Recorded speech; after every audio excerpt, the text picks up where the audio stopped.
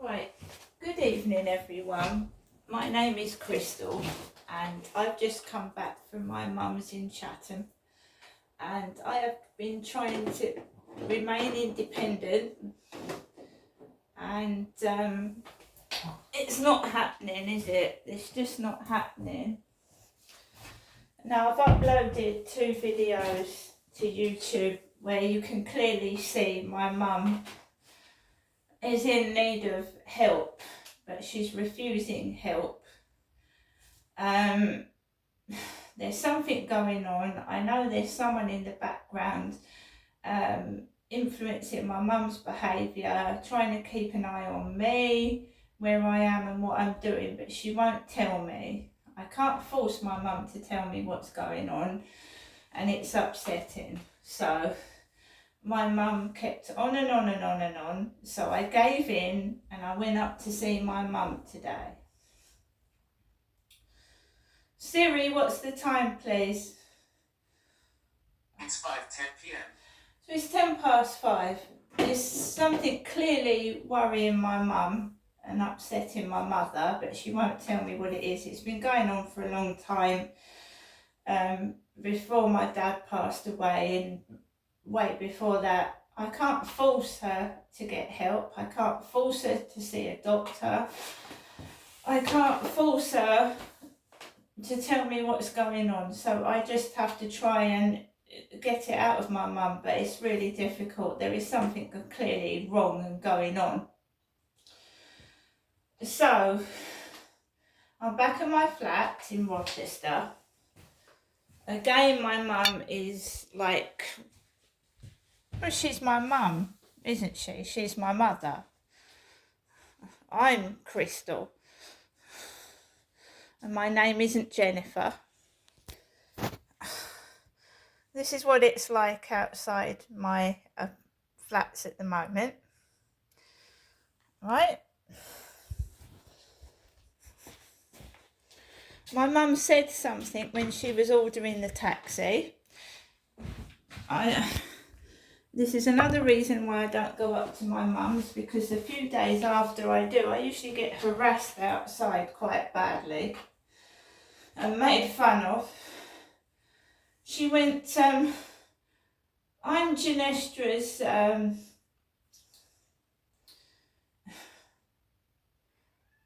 mother, and she ordered me a taxi.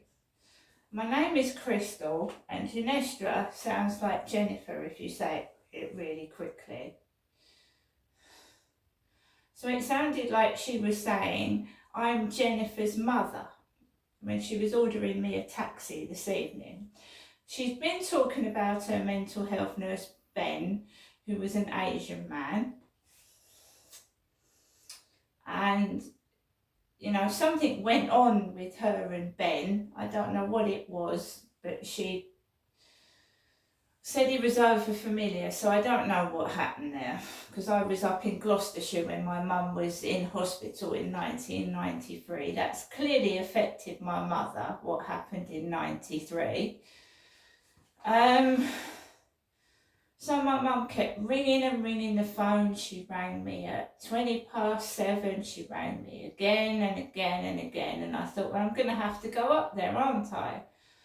And I went up there. My mum ordered a taxi for just after 12 in the afternoon. And it waited outside the flats. I got into the taxi. The taxi drove me up to my mum's address. He drove around a very long way. He went past a care home. He went past, I think, Wayfield, where my sister used to live. So he went the long way round, and the taxi fare was a lot more than I could afford. It came to about £14, something like that, and I didn't have £14 in my purse. I didn't. I'd gone in the co-op this morning and spent some money, so I didn't have £14 on me to pay for the taxi. So my mum came out and paid the taxi driver. I went into my mum's flat. She's got crisps, sweets all over the table. She still hasn't got her television fixed or replaced. Mary, one of her neighbours, waved hello to my mum, Mary. So Mary's got a dog and some children, so my mum was waving to Mary. I missed a doctor's consultation. So maybe that's why somebody wanted to distract me. I had a consultation booked for this afternoon, the same time as the taxi arrived at Maritime Health, to do with high cholesterol and statins. So I was due to speak to Dr. Claude Kahn this afternoon, and the phone went off in the taxi. And you can't have a private phone call in a taxi, can you? So I missed it. So Dr. Claude Kahn sent me a message saying, if you still want to speak to me, can you rearrange the appointment? So I phoned Maritime Health and I was 10th in the queue. I was round my mum's. When I called Maritime Health, I was round my mum's. And I asked for a call back, so it wasn't continually ringing like last time, you're 10th in the queue, because that upsets my mum. So I asked for a call back. So I was watching videos on YouTube and Maritime Health called me back, and it was a young lady, and there was somebody in the background talking about something black. I could hear someone in the background talking, laughing, talking about something black. And I didn't get distracted. I didn't get cross with the female receptionist. I thought, yeah, I need another appointment. You laugh in the background, whoever it is, like the police used to do when I used to ring them up on an emergency. They used to be laughing in the background and talking bollocks. Well, I could hear someone talking about someone or something black. So eventually, the receptionist didn't know what she was doing. She spent nearly 10 minutes trying to find out what the appointment was for. She didn't know. She's supposed to be a doctor's receptionist. She didn't even know what the appointment was for. So it's been rebooked. So when your own doctor's surgery doesn't know what the appointment was for, really? So Maritime Health is in charge of my health, obviously, and my doctor's appointments, and they didn't even know what the appointment was for. Didn't know. I was kept on the phone 10 minutes while she kept scrolling through something, couldn't find it, and didn't know what to do. And I'm the patient. I can't tell her who the doctor was and what he was supposed to be doing, can I? My mum went to the toilet. She went to the toilet when Maritime Health called up. She went off to the toilet. And there was this funny laughter in the background and someone talking about something black. I know something's going on. I think it's cruel, I think it's wicked, and it needs investigating. I've got 2 letters in my mailbox, number 5, when I got home this evening. One was from the police, because I reported that handlebar missing and broken in the lift, which is dangerous. Someone has got rid of Hyde Housing's property. Someone pulled a bar off the lift and they've disposed of it somewhere. And I have a letter in my mailbox from the Kent Police, would you believe?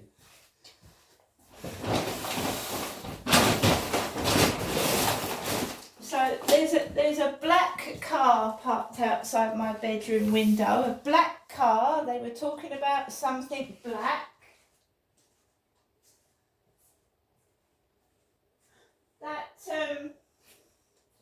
That weird guy off of Google Chat is trying to talk to me. Gray. Somebody grey is trying to talk to me off Google Chat. Anyway, I shall find the letter. I've put it somewhere. Just hold on a second.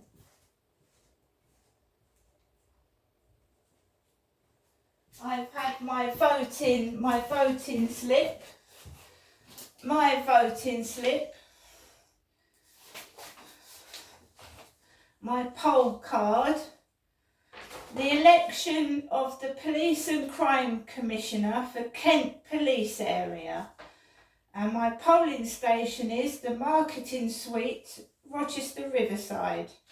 So this is for the election of the Police and Crime Commissioner for the Kent Police Area. And they want photo ID, and I don't have a passport or a driving licence. We have a letter from PC Perry Banks. Dear Miss Marshall, I refer to the report that you made to the police on the 13th of March 2024. This has been recorded under the number shown above. The investigation has been allocated to PC Perry Banks, who can be contacted on 101. Yours sincerely, the Kent Police. So we've got a letter from the Kent Police and a polling card electing the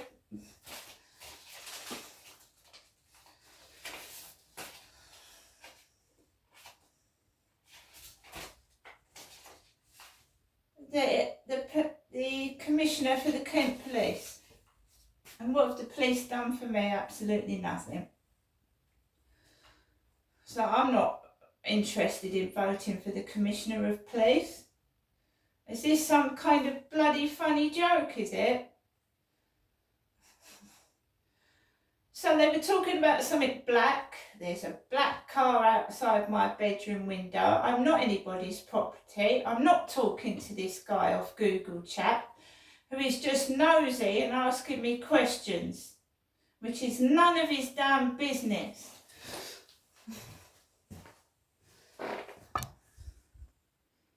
Right, so there was cannabis in the lift last night. We'll see what happens this evening. The bar is still missing off the lift. The cleaners have come into the building, but they probably wouldn't notice that something's been broken off the lift because somebody's got rid of it. I took a photograph of the bar that's been broken off the lift, and they do have cameras in that lift, but when you ask Hyde Housing to investigate something, they don't do anything, because somebody left a skull in the lift to try and frighten me, and you try and get somebody to go through CCTV footage in the lift with cameras in there, they won't find anything. They never do. It's pointless. I came into my flat, my dog was not barking at all. He's very well behaved. On the floor is the bags of stuff my mum's given me. I've got my washing back because I left a bag of washing around my mum's. So I've got a bag of stuff. I do think something underhand is going on, but I mean, if somebody is threatening or forcing an old lady like my mother to do things that she doesn't want to do, it needs to stop. And she started talking about dying, and I got in a taxi after she talked about dying, and the taxi driver had a phone call from the control centre, the same place as the other taxi almost crashed head on to another car. And my mother was talking about she's ready for dying or something. Now this has got to stop.